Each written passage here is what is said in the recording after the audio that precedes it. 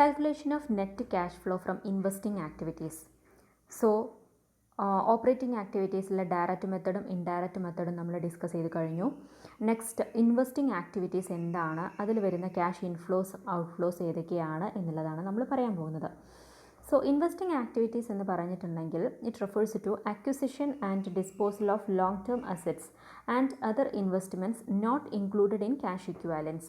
So cash and cash equivalents എന്നുള്ളതിൽ നമ്മൾ short term marketable investments ഒക്കെ എന്ത് ചെയ്യുന്നുണ്ട്, ഇൻക്ലൂഡ് ചെയ്യുന്നുണ്ട്, ലിക്വിഡ് അസറ്റായിട്ട് കൺസിഡർ ചെയ്യുന്നുണ്ട്.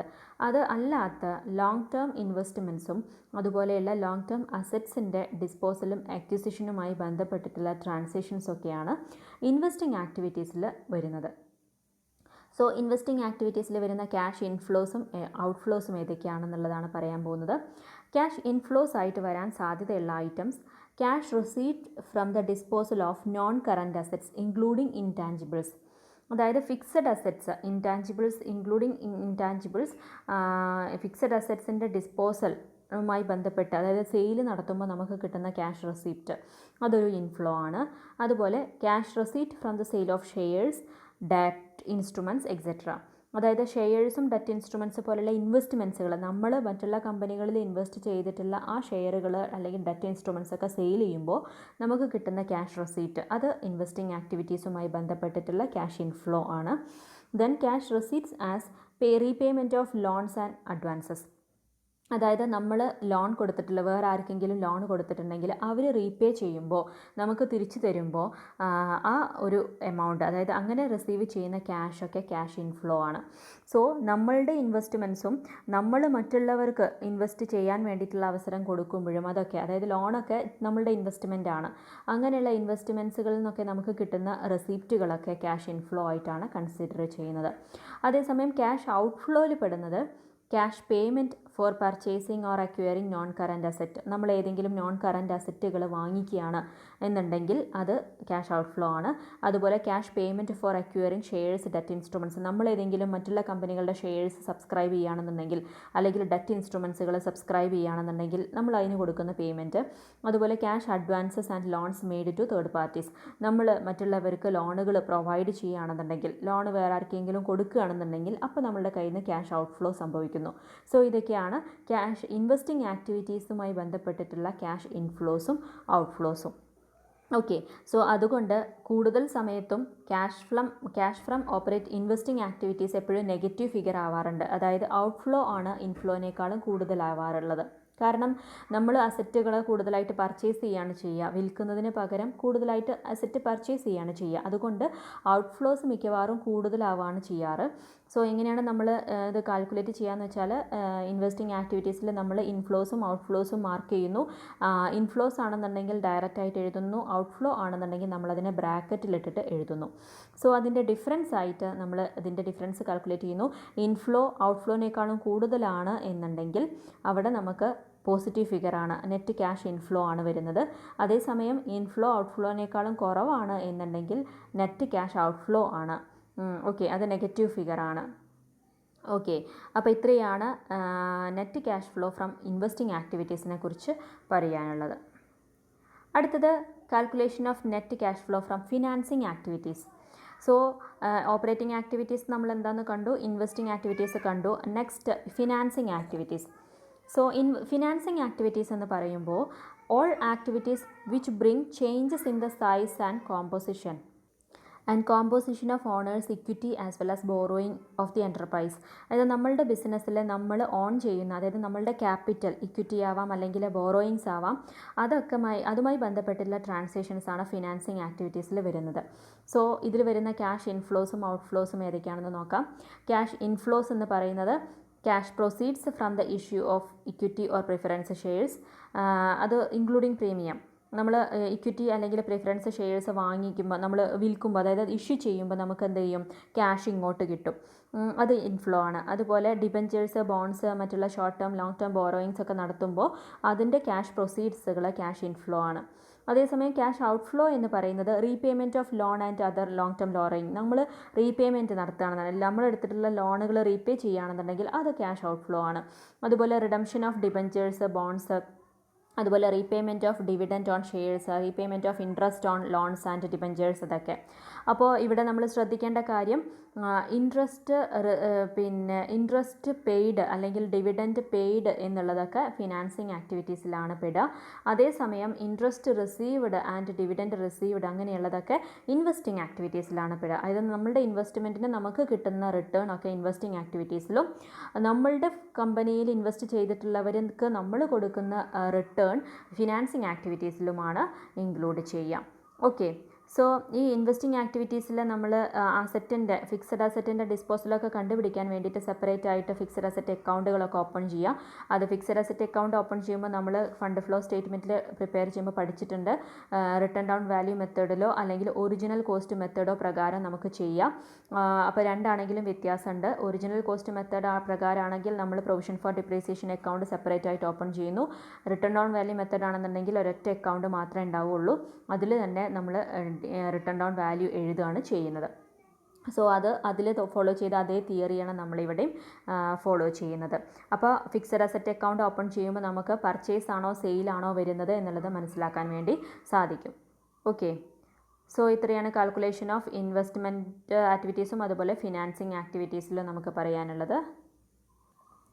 ഇനി നമുക്ക് ട്രീറ്റ്മെൻറ്റ് ഓഫ് സ്പെഷ്യൽ ഐറ്റംസ്, ചില പ്രത്യേക ഐറ്റത്തിൻ്റെ ട്രീറ്റ്മെൻറ്റിനെ കുറിച്ചാണ് നമ്മളിവിടെ പറയുന്നത്. അതിൽ ഒന്നാമത്തെ item provision for income tax. So provision for income tax എന്ന് പറയുന്നത് അങ്ങനെ ഒരു ഐറ്റം നമ്മളുടെ ബാലൻസ് ഷീറ്റിൽ കാണുകയാണെന്നുണ്ടെങ്കിൽ അത് നമ്മൾ ചെയ്യേണ്ടത് ഓപ്പറേറ്റിംഗ് ആക്ടിവിറ്റീസിൽ, അതായത് ഇൻഡയറക്റ്റ് മെത്തേഡ് പ്രകാരം cash flow from operating activities calculate ചെയ്യുമ്പോൾ നമ്മൾ ആഡ് ബാക്ക് ചെയ്യുന്ന ഒരു ഐറ്റമാണ് provision for income tax. Okay, ഇനി tax paid, provision for income ടാക്സും ടാക്സ് പെയ്ഡും വ്യത്യാസമുണ്ട്. ടാക്സ് പെയ്ഡ് എന്നുള്ളത് നമ്മൾ എന്ത് ചെയ്യുന്നു, ക്യാഷ് ഫ്രം ഓപ്പറേറ്റിംഗ് ആക്ടിവിറ്റീസിൽ tax paid, income tax paid എന്ന് പറഞ്ഞിട്ട് അതിനെ കുറയ്ക്കുകയാണ് ചെയ്യുക. ഓക്കെ, ഇനി പ്രത്യേകിച്ച് നമുക്കൊന്നും ക്വസ്റ്റ്യനിൽ ഇൻകം ടാക്സ് പേ ചെയ്തതിനെക്കുറിച്ചൊന്നും പറയുന്നില്ല എന്നുണ്ടെങ്കിൽ നമ്മൾ എന്താണ് ചെയ്യേണ്ടത്, നമുക്ക് 2 ഇയറിലുള്ള 2 ഇയറിലെ ബാലൻസ് ഷീറ്റ് ഐറ്റംസ് ആയിരിക്കും തരിക. അപ്പോൾ കഴിഞ്ഞ വർഷത്തെ, അതായത് ഇപ്പോൾ ഈ കറൻറ്റ് ഇയർ ബാലൻസ് ഷീറ്റിലുള്ള ലൈബിലിറ്റി സൈഡിലുള്ള ഇൻകം ടാക്സിനെ നമ്മൾ പ്രൊവിഷനായിട്ട് കൺസിഡർ ചെയ്തിട്ട് അത് ആഡ് ബാക്ക് ചെയ്യുന്നു.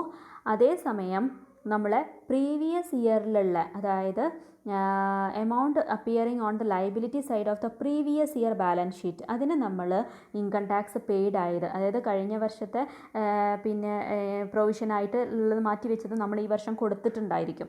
അപ്പോൾ പേയ്മെൻറ്റ് ഓഫ് ടാക്സ് ആയിട്ട് കൺസിഡർ ചെയ്യും. പ്രത്യേകിച്ച് നമുക്ക് ക്വസ്റ്റ്യനിലൊന്നും പറഞ്ഞിട്ടില്ല എന്നുണ്ടെങ്കിൽ മാത്രം. ഓക്കെ, എന്തെങ്കിലും പറഞ്ഞിട്ടുണ്ടെങ്കിൽ നമുക്കത് വെച്ചിട്ട് മുന്നോട്ട് പോകാം. ഓക്കെ, അപ്പോൾ അതാണ് ഈ പ്രൊവിഷൻ ഫോർ ഇൻകം ടാക്സ് എന്നുള്ള ഐറ്റത്തിൻ്റെ ട്രീറ്റ്മെൻറ്റ്. ഇനി അടുത്തത് ഇൻട്രസ്റ്റ് ആൻഡ് ഡിവിഡൻറ്റ്.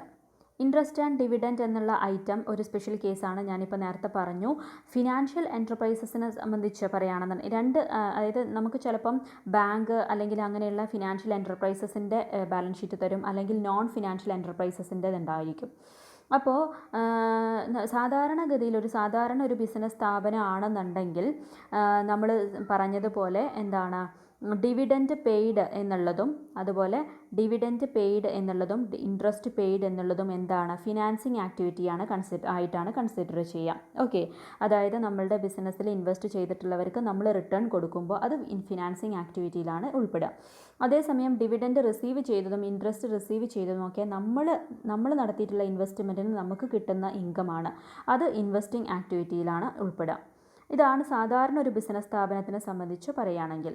അതേസമയം ഒരു ഫിനാൻഷ്യൽ എൻ്റർപ്രൈസസിനെ സംബന്ധിച്ച് പറയുകയാണെങ്കിൽ ഡിവിഡൻറ്റ് പെയ്ഡ് എന്നുള്ളത്, നമ്മൾ കൊടുക്കുന്ന ഡിവിഡൻറ്റ് ഫിനാൻസിങ് ആക്ടിവിറ്റിയിലാണ് പെടുക.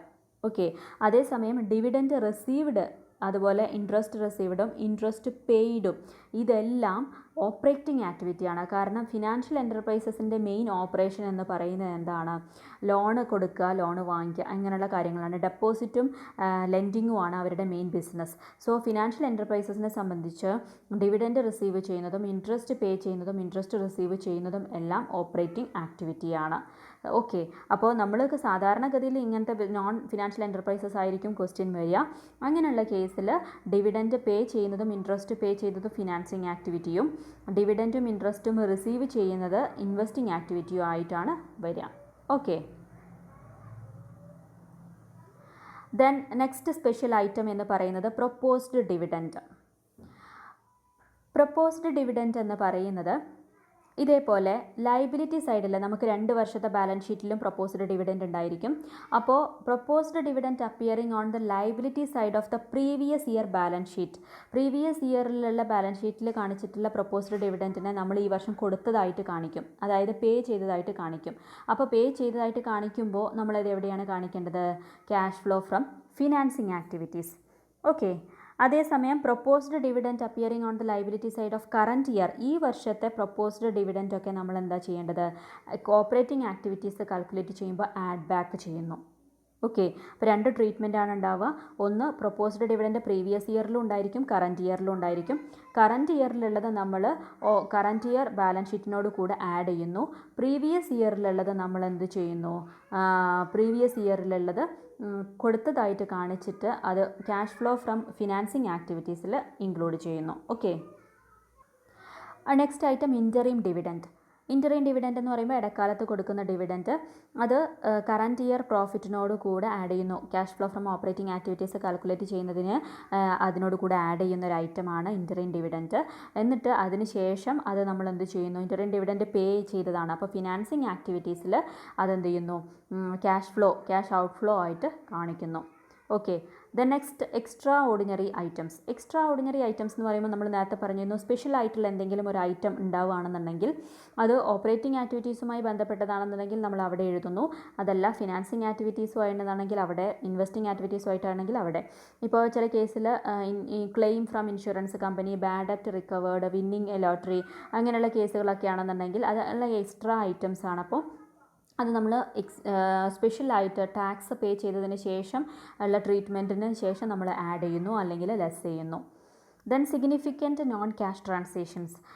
ചില പിന്നെ ഇൻവെസ്റ്റിംഗ് അല്ലെങ്കിൽ ഫിനാൻസിങ് ആക്ടിവിറ്റീസ്, അത് പ്രത്യേകിച്ച് ക്യാഷ് ഇക്വാലൻസ് ഒന്നും ഇല്ലാത്ത ഐറ്റംസ് ഉണ്ടായിരിക്കും, നോൺ ക്യാഷ് ആക്ടിവിറ്റീസ് ആയിരിക്കും.